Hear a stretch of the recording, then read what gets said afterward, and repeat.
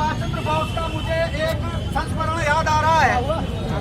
माननीय सुभाष चंद्र बोस जी ने जब देश के नाम संदेश लिखा था, तुम मुझे खून दो मैं तुम्हें आजादी दूंगा, तो मुझे वो बात याद आती है जब उन्होंने देश के नाम संदेश दिया और तारीख निश्चित कर दी गई कि पूरा देश की जनता अधिक से अधिक इलाहाबाद पहुंचे।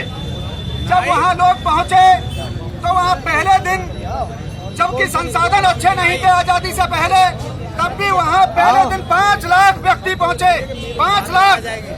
और जब 5 लाख व्यक्ति पहुंचे तो उनके पीए ने कहा, माननीय सुभाष जी, मंच सजा हुआ है, जनता आ गई है, आप भाषण देने के लिए जाइए, सिर्फ आपका इंतजार है।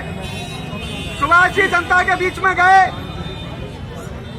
उन्होंने अपने पीए से कहा कि जो 5 लाख जनता जो मेरा भाषण सुनने के लिए आई है, उनसे कह दो कि आज सुभाष जी का कोई भाषण नहीं होगा।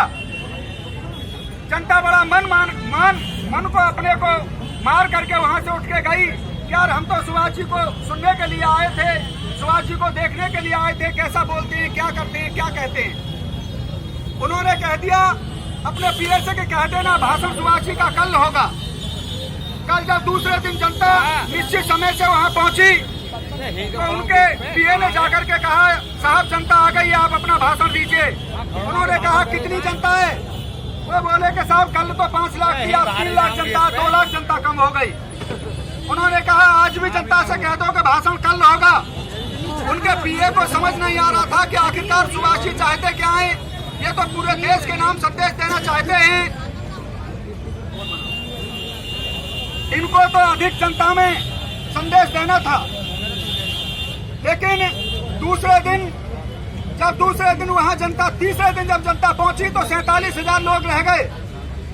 47,000 लोगों के बीच में सुभाष जी ने पूछा अपने पीए से कि आज कितनी जनता है, तो उन्होंने कहा 47,000। क्या कह दो आज सुभाष जी का भाषण होगा। वो बोले कि इन्होंने 5 लाख की जनता में भाषण नहीं दिया, 3 लाख की जनता में भाषण नहीं दिया, 47,000 की जनता में भाषण देना चाहते हैं। आखिरकार कौन सा करिश्मा करेंगे। सुभाष जी मंच पर आए, पर्दा लगा हुआ था और पर्दे के पीछे से सुभाष जी माइक लेकर के कहने लगे कि मुझे इस देश को आजाद कराने के लिए, इस देश का सम्मान और स्वाभिमान को सुरक्षित रखने के लिए मुझे 5 लाख व्यक्ति की आवश्यकता नहीं है।